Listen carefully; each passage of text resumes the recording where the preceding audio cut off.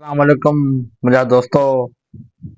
तव्हांखे ख़बर आहे त अॼुकल्ह फेसबुक जेको आहे त पाकिस्तान में मोटिला थिए पियो ऐं फेसबुक वॾी सहूलियत ॾिनी आहे पाकिस्तान में मोटिले जे हवाले सां। फेसबुक इन करे पाकिस्तान में सहूलियत ॾिनी आहे, पूरी दुनिया में उनजा रूल वूल जेके आहिनि बिल्कुलु सफ़ा आसान आहिनि ऐं वीकली प्रोसेस जेको आहे उहो बिल्कुलु आसान आहे करणु। हाणे फेसबुक जेको आहे उहो यूट्यूब खे कटण जे लाइ अहिड़ो ऑप्शन ॾिनो आहे जीअं हुनजी फेसबुक जी वधीक कमाई थिए।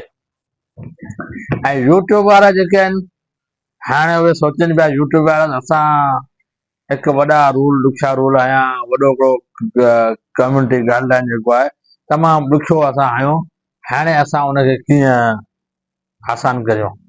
जॾहिं खां फेसबुक इहा अपडेट ॾिनी आहे ऐं मां उनजा चैनल मोनिटर थियनि पिया पाकिस्तान में पूरी दुनिया में तमामु सवली टेक्स्ट जेको पाण लिखंदा आहियूं, जेका पाण टाइपिंग कंदा आहियूं उन ते व्यूज़ ॾिए पियो, फोटो ते व्यूज़ ॾिए पियो, वीडियो ते व्यूज़, हर शइ ते व्यूज़ ऐं तमामु सुठी हिकिड़ी ॾिए पियो। पर थोरो हुनजी गाइडलाइन जो मसइलो आहे ऐं रिपोर्ट जो मसइलो आहे, उहो आसान मसइलो आहे।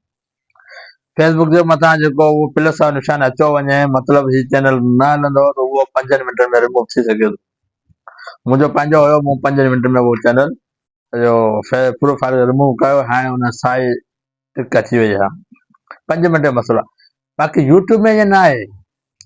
यूट्यूब जा जेके आहिनि शर्त ॻरा आहिनि ऐं वॾा शर्त आहिनि। यूट्यूब जा तमामु वॾा शर्त आहिनि। यूट्यूब शुरू खां वठी जॾहिं 2010 में या 2001 में जॾहिं यूट्यूब आयो तॾहिं के शर्त कोन आहे, बसि हुतां खां चैनल ठाहियो, हुतां खां कमायो। आहिस्ते आहिस्ते हुन कम्यूनिटी गाइडलाइन जा ऐं रूल जा ऐं इन जा वॾा शर्त आया ऐं कैटेगरी जो हिकिड़ो वॾो डिफॉल्ट हुन में रखियो यूट्यूब वारनि। पर हाणे यूट्यूब वारनि खे केरु पुछे कोन थो। हाणे यूट्यूब वारा छा पिया कनि त हाणे सभु शर्त ख़तमु कनि पिया, रूल ख़तमु कनि पिया। मोटिला चैनल जो हिकिड़ो आसान तरीक़ो आणनि पिया जीअं माण्हुनि जो रुझान फेसबुक जे तरफ़ां वधे वरी यूट्यूब ॾांहुं थिए।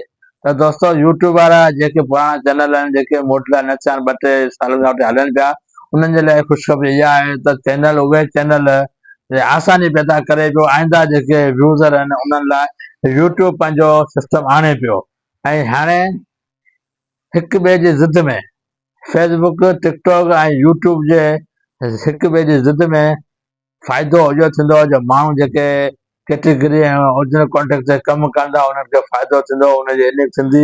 ऐं हिकिड़ो बहितरीनु फ़ैसिलो आयो। असीं चऊं था भले विढ़िया पिया हुजो ऐं अवी कम्यूनिटी गाइडलाइन में कुझु फ़र्क़ु करियो, रूल थोरा हटायो त माण्हुनि खे फ़ाइदो थिए।